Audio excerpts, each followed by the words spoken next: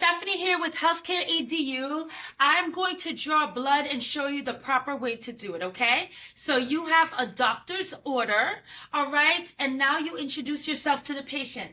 Hi, my name is Stephanie. I'm a phlebotomy tech, and I'm here to draw some blood. Is that all right?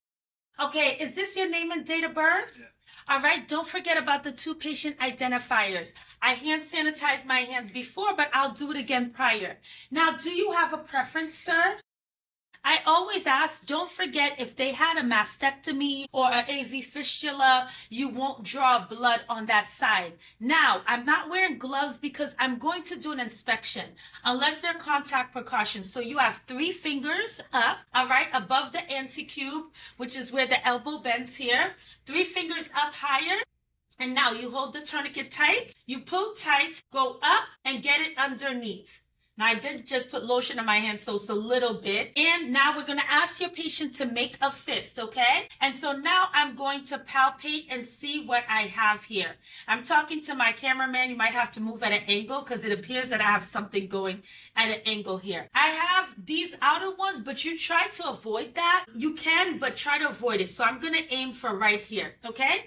I'm going to take that off first because I did a visual inspection. And we're going to do on this side. Now, what I'm going to do, I'm going to prepare. So the supplies are an alcohol pad. All right. I'm going to use a butterfly needle. This is a 23 gauge. This is not connected. So some come connected and some are not connected. So I'm actually going to put on my vacutainer. I set that here. I have gauze.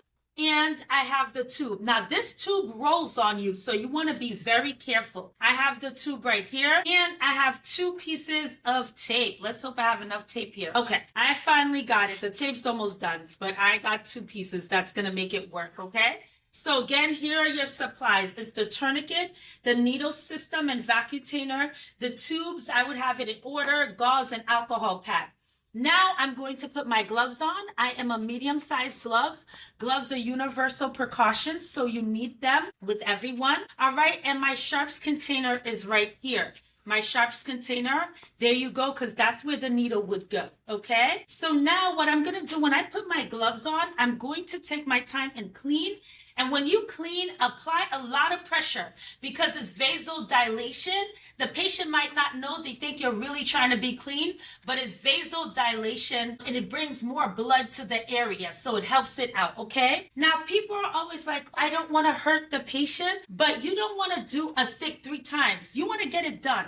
A lot of people are getting their blood done for a reason. They got a day off of work to head to the lab. So you're going to put a tight tourniquet. And I tell my students, you fell off the bike as a child and you survived, okay? So make a fist for me, sir. And I'm going to have to turn at this angle. I think I have it right here, right? So I'm going to alcohol swab again. And I'm moving quickly because the tourniquet shouldn't stay on. Okay, I think I got it. The tourniquet shouldn't stay on for more than 60 seconds. So because I needed to do that, I just ate up a little bit of my time. And so I'm going to go. I'm going to take the sheath off. All right. Let me move this tube. I'm going to take the sheath off. This is a BD vacutainer and we'll zoom in. There's a black button there. You want to make sure that you don't push that because it'll inadvertently retract the needle. I'm anchoring. I have my thumb. I'm anchoring. Then I have another finger, right? My students get so nervous. Let's hope I get this. My students get so nervous. Okay. So bevel up. I'm going to go nice and smooth at a 30-degree angle, and we're just going to commit. We're going to commit. I have a flash. I really didn't think I was going to get that. You see how this hand that's holding the needle is super steady. That's in a person's skin, so you can't keep moving that around. You have your 2 flanges, and now I'm not really drawing a lab, so I'm not going to fill the tube. I don't want to waste his blood. This is for educational purposes. I'm going to shake that there. Now, always, you see my hand is still, this hand that's holding the needle is very still. I'm going to drop the tourniquet. I'm going to put gauze and I'm going to ask the patient to hold. When I slide the needle out, sir, can you hold this? Hold it. Now I'm going to point down. Always point down away from you. They're kind of blocking the shot.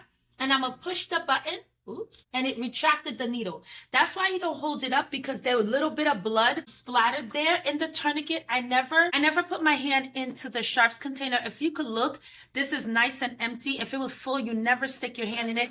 You could shake it a little bit like that.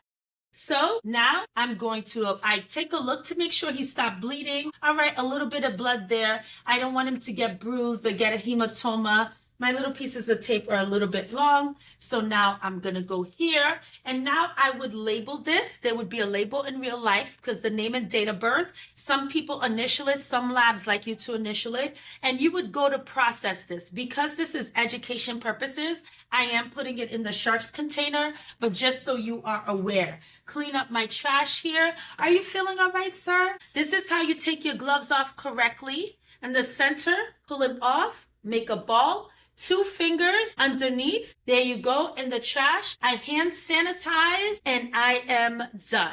All right.